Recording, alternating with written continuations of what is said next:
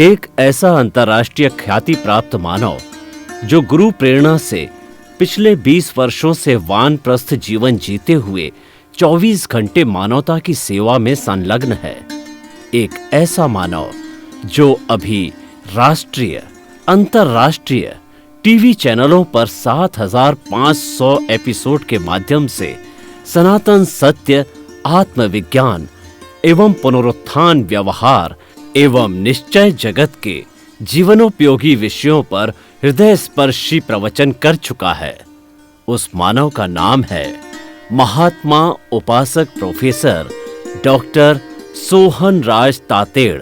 Professor Tated द्वारा योग, दर्शन, शिक्षा विषयों पर रचित पीएचडी स्तर के 250 शोध ग्रंथ भारत के 100 प्रतिष्ठित विश्वविद्यालयों में शोधार्थी पढ़ रहे हैं तथा वे सभी शोध ग्रंथ वहां की सेंट्रल लाइब्रेरियों में उपलब्ध हैं।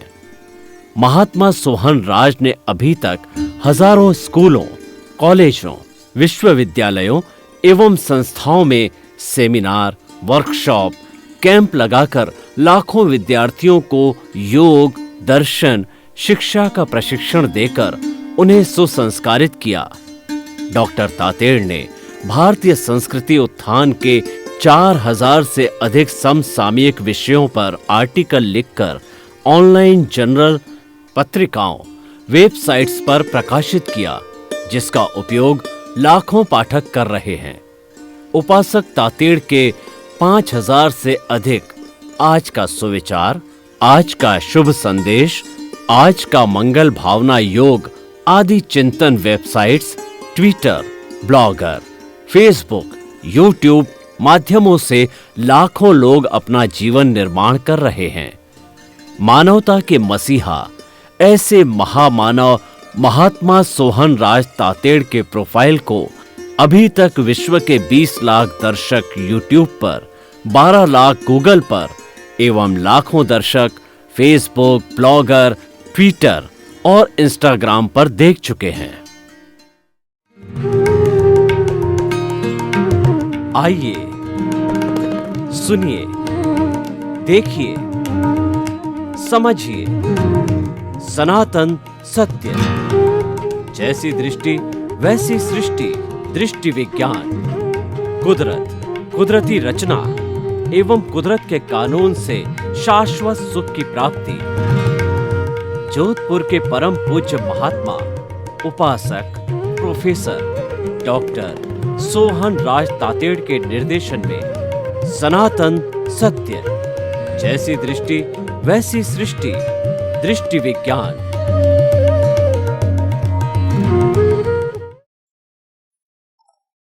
भाई और बहनों, श्रोतागण, दर्शकगण, मातृशक्ति को नमन।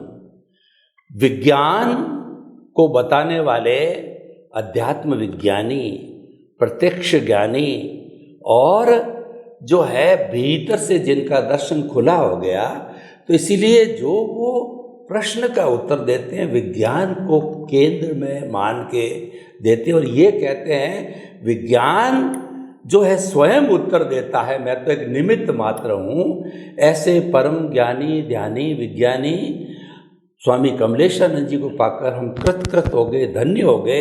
ये हमारा पुण्योदय है कि उनका सानिध्य मिल रहा है। स्वामी जी समस्त श्रोताओं की तरफ से आपको धन्यवाद, साधुवाद, कृतज्ञता। जय सच्चिदानंद। स्वामी जी, जो सांप्रदायिक कहिए, धार्मिक कहिए, उसके अंदर समभाव शब्द बहुत चलता है कि आपके साथ कोई कुछ भी कहे और कोई तरह की बात कहे तो आप उसमें समभाव रखो।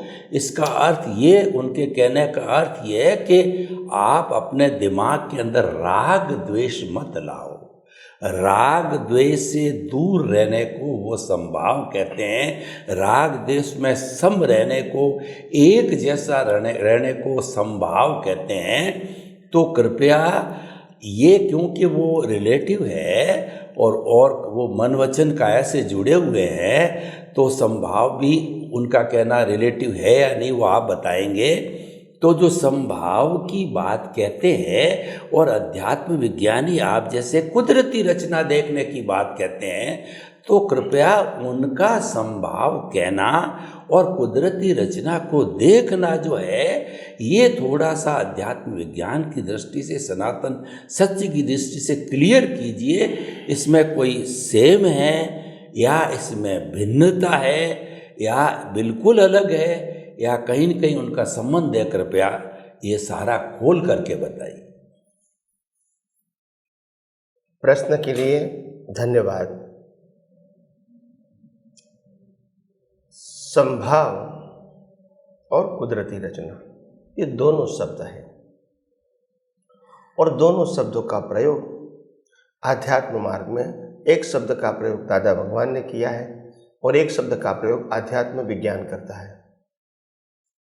तो संभाव से निपटारा करना ये आज्ञा के रूप में देते हैं और संभाव से निपटारा करना ये शब्द वास्तव में तो डूअरशिप को प्रेजेंट करते हैं। क्या करते हैं? डूअरशिप। तो सबसे पहली बात ये कि संभाव से निपटारा करना, उसमें जो डूअरशिप है वो धार्मिक सत्य है या रिलेटिव सत्य है। और अगर संभाव में रहना है तो वो विजन है, वो दृष्टि की बात है। संभाव में रहना या तो समभाव रखना, वो लाइव प्रतिष्ठित आत्मा का काम है, वो मन वचन काय का काम नहीं है। तो मैंने दोनों एंगल बता दिए। एक में आपको संभाव रखना है, कोई कहेंगे भी संभाव्य निकाल करना है तो इस प्रकार की भाषा का प्रयोग या इस प्रकार का वर्तन नहीं होना चाहिए, ये आप संभाव्य निकाल नहीं कर रहे हो, तो ये एक्शन बेस पर बात है। दूसरी बात है कि समभाव रखना है, यानी कोई भी परिस्थिति में अंदर राग द्वेष नहीं होने देना। तो ये संभाव थोड़ा अपग्रेड का है। और आध्यात्म विज्ञान में सिंपल बताते हैं, अगर आपका मन वचन काया और सामने वाले व्यक्ति का मन वचन काया अगर कुदरती रचना देखते हैं, वो ही संभाव है। इसमें संभाव रखना कोई एडिशनल मैटर नहीं है। दोनों को कुदरती रचना देखवाना इज इक्वल टू संभाव। इसमें और कोई अलग प्रक्रिया की जरूरत नहीं है। तो संक्षिप्त में समभाव का मतलब होता है connected to inner and outer doership, और कुदरती रचना का मतलब होता है जो होता हो रहा है तुम्हारे या और किसी के मनोवचन का, उसको कुदरती रचना देखो, और कोई ज़्यादा डिटेलिंग में जाने की ज़रूरत नहीं है।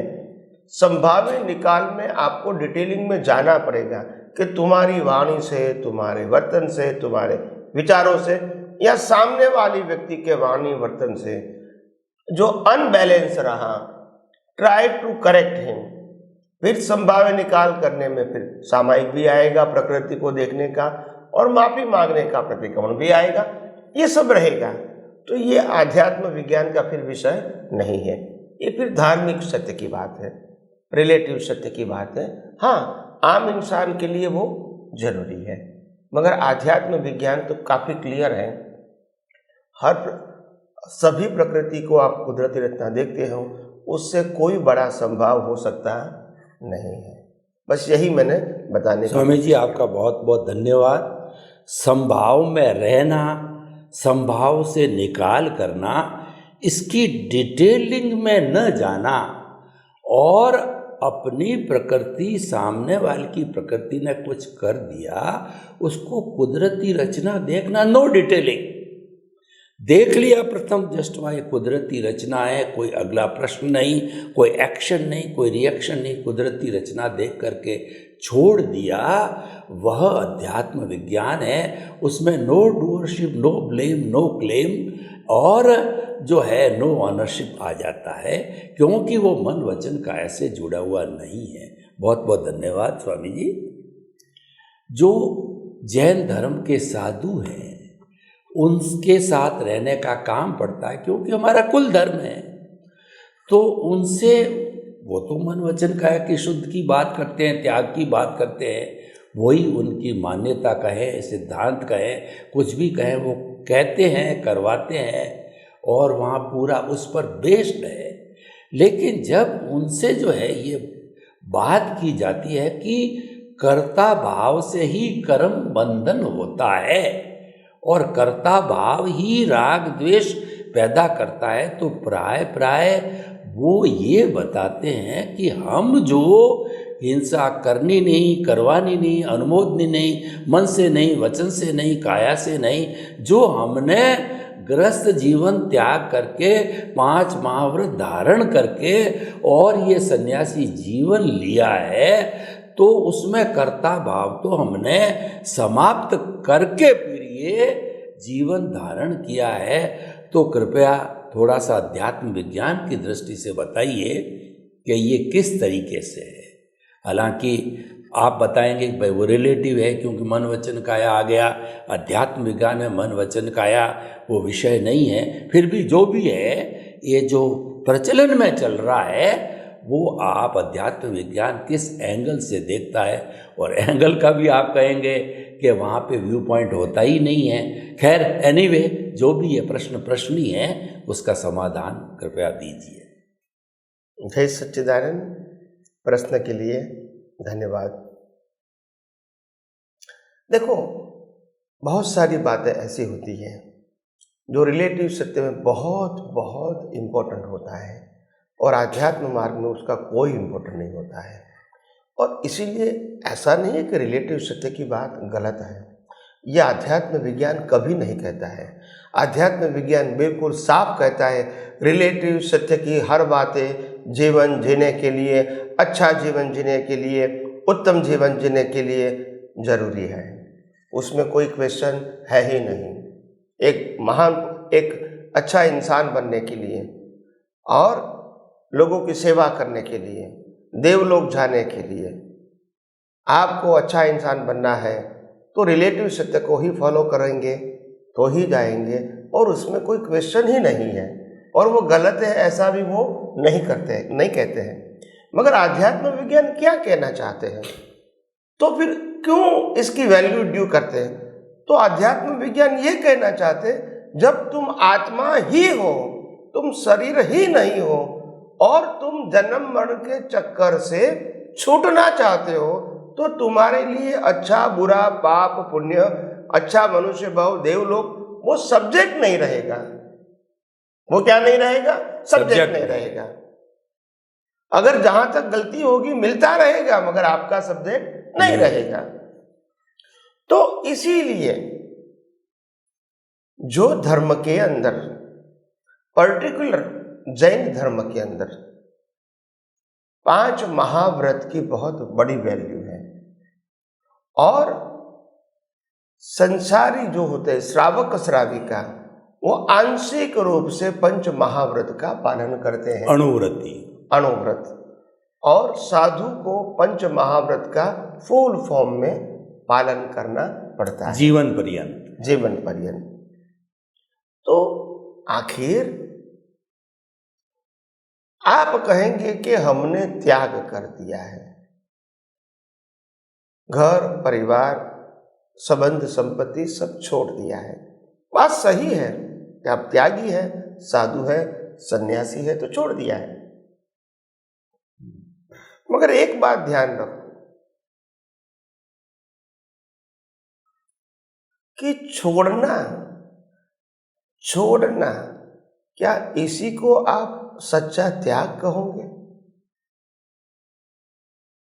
अगर लड़की अपने परिवार को छोड़ देती है, घर को छोड़ देती है, माँ बाप भाई बहन को छोड़ देती है, तो क्या आप इसको त्याग कहोगे?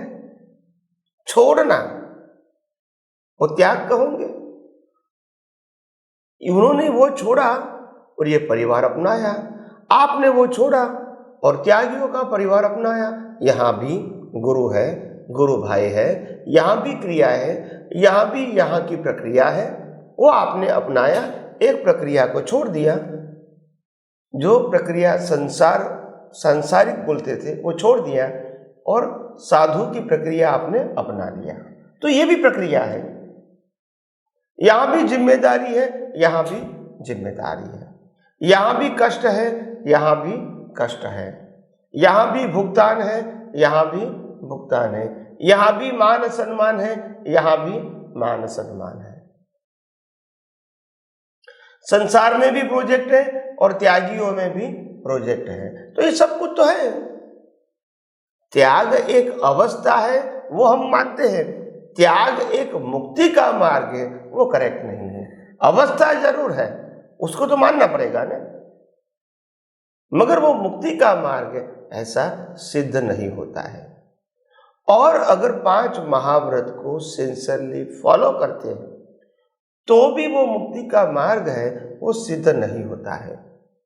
क्योंकि 5 महाव्रत में आप देखो, सत्य, अहिंसा, अचौर्य, अपरिग्रह और ब्रह्मचर्य, ये 5 महाव्रत प्रकृति को लागू होता है कि आत्मा को लागू होता है? प्रकृति। तो प्रकृति को लागू होता है। और प्रकृति अगर 5 महाव्रत का फॉलो करती है और 5 महाव्रत को फॉलो नहीं करती है, क्या दोनों प्रकृति कुदरती रचना नहीं है? दोनों कुदरती रचना।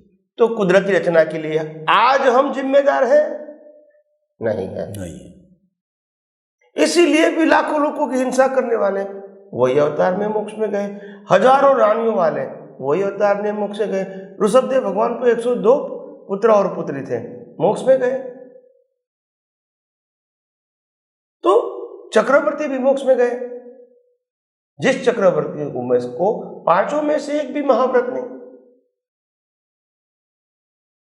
अढळक परिवार, अढळक संपत्ति, भयंकर हिंसा, विषय, बच्चे, साम दाम दंड भेद, झूठ, कपट, सब कुछ करना पड़ता है 6 खंडों के ऊपर विजय प्राप्त करना है। तो ये सब कुछ हुआ, वही अवतार में तीर्थंकर, वही अवतार में मोक्ष। यानी ये सब कुछ प्रक्रिया प्रकृति ने किया है। तो ये सिद्धांत को समझो। हम कोई वस्तु को डिवैल्यू करना नहीं चाहते।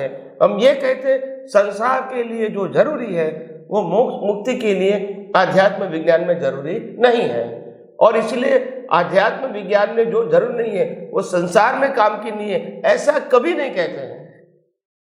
आपको तय करना है कि आपको अच्छा संसार के लिए, अच्छे संसार के लिए, अच्छे मनुष्य भोग के लिए या भौतिक प्रोग्रेस के लिए जीना है, या तो जन्म मरण के मुक्ति के लिए जीना है, वो आपको तय करना है। और दोनों मार्ग अपनी जगह पे 100% सही है। डिसीजन आपको लेना है। फिर आप कहोगे अच्छा संसार भी चाहिए, पुण्य भी चाहिए, सुविधा भी चाहिए, दोबारा कहोगे मोक्ष भी चाहिए। दोनों संभव नहीं है।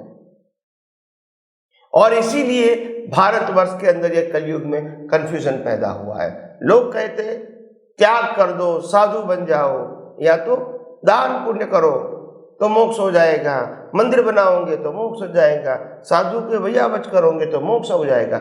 ये ऐसी बात नहीं है, ये रिलेटिव सत्य है, ये पुण्य पाप की बात है। तो मेरा कहने का मतलब है दोनों अपनी जगह पे 100% सही है।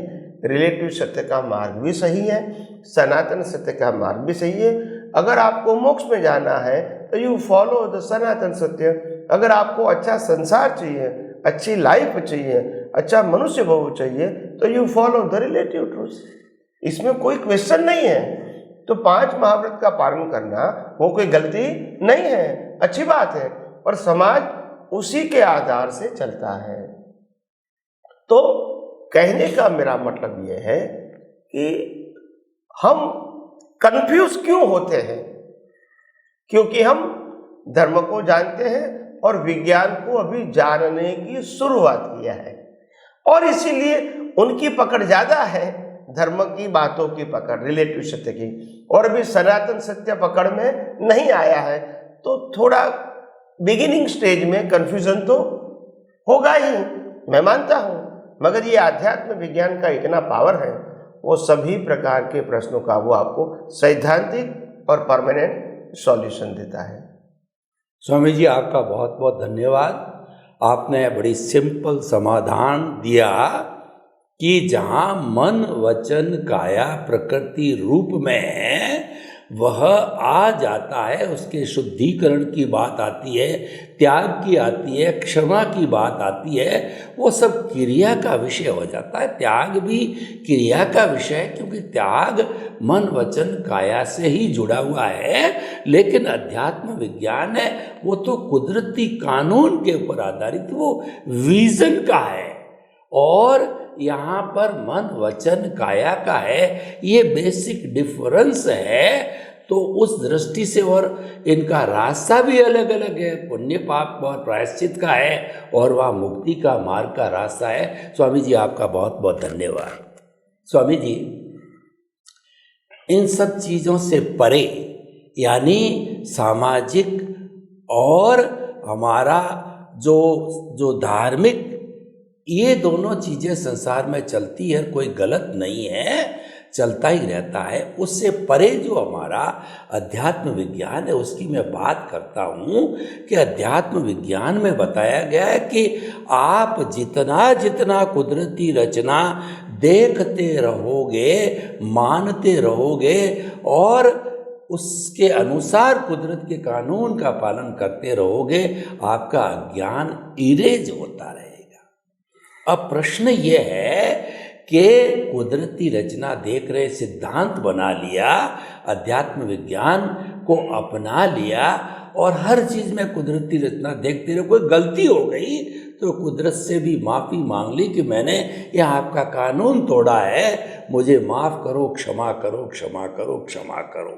इतना सब करते करते, और 2, 4, 5, 10 साल, जैसे आपको तो कई वर्ष हो गए, आप ये नापना चाहें कि मेरा कितना, मैं परसेंटेज भौतिक बात कह रहा हूँ, परसेंटेज वाइज मेरा अज्ञान अब तक कितना इरेज हुआ है, और सम्यक ज्ञान, सम्यक दर्शन जो आप कहते हो, कभी वो घटता नहीं है। आप प्रोग्रेस करोगे तो बढ़ता जाएगा, नहीं तो एक जगह स्थिर रहेगा। तो कृपया ये कैसे कैलकुलेट करें, ये कैसे जाने, प्योरली अध्यात्म विज्ञान की बात कर रहा हूँ मैं, किसी रिलेटिव सत्य को जोड़ के बात नहीं कर रहा हूँ। उसी का प्रश्न उसी में ही है, मैं कैसे नापूं मेरी संतुष्टि के लिए। प्रश्न के लिए धन्यवाद। सबसे बड़ी बात यह है कि आध्यात्म विज्ञान के अंदर अपनी ज्ञान दशा को नाप के बताना एक परसेंटेज वाइज या एक लेवल के ऊपर, वो बहुत डिफ़िकल्ट है। उसके अलावा बताना कोई अच्छी बात नहीं है, क्योंकि अगर आप कोई भी एंगल से परसेंटेज वाइज, लेवल वाइज कुछ स्टैंडर्ड फॉर्म बात करोगे, तो फिर कंपटीशन एंड कंपैरिजन हो जाएगी कि उनका इतना, तुम्हारा इतना। तो ये आध्यात्म विज्ञान में कंपटीशन कंपैरिजन का विषय नहीं है, स्वयं अनुभूति का विषय है। तो मैं ऐसा खुद के बारे में बताऊंगा। जब आपने इंडिविजुअल भी प्रश्न किया है, तो मैं ये कहूँगा कि मेरी कुदरती रचना देखने की जागृति दिन रात रहती है, और वो सहज हो चुकी है। हो सकता है कि क्षणिक या समय के लिए या सेकंड के लिए या मिनट के लिए प्रमाद हो सकता है। मैं ऐसा नहीं कहता हूँ कि केवल दर्शन हो चुका है, मगर मैं केवल दर्शन से बहुत नज़दीक हूँ, उसमें तो कोई संशय नहीं है। मगर हाँ, अभी 100% केवल दर्शन नहीं हुआ है। तो ये विज्ञान तो पूरा समझ में आ चुका है, मगर अनुभव की बात करो, तो एप्लीकेशन की बात करो, तो उसमें थोड़ा समय लगेगा, ऐसा मेरा मानना है। तो कई लोग मेरे को कहते कि स्वामी जी आपका स्टेटस क्या है? तो मैंने बोला मेरा स्टेटस आचार्य भगवान से ऊपर है और तीर्थंकर से नीचे है, बस यही मेरा स्टेटस है। बाकी तो कोई मेजरमेंट की बात यहाँ उचित नहीं है। स्वामी जी बहुत बहुत धन्यवाद। आपने बताया कि कितना परसेंटेज वाइज इरेज हुआ, आप स्वयं भी नहीं बता पाते हैं। तो खैर ये प्रश्न का बहुत कठिन है, लेकिन फिर भी इसके अंदर हमको कुदरती रचना देखते ही जाना चाहिए, और कुदरत अगर सहयोग करेगी तो एक दिन केवल दर्शन भी हो जाएगा, केवल ज्ञान भी हो जाएगा सारा। तो स्वामी जी इन सब प्रश्नों के समाधान के लिए समस्त श्रोताओं की तरफ से आपको धन्यवाद, साधुवाद, कृतज्ञता। जय सच्चिदानंद। जय सच्चिदानंद।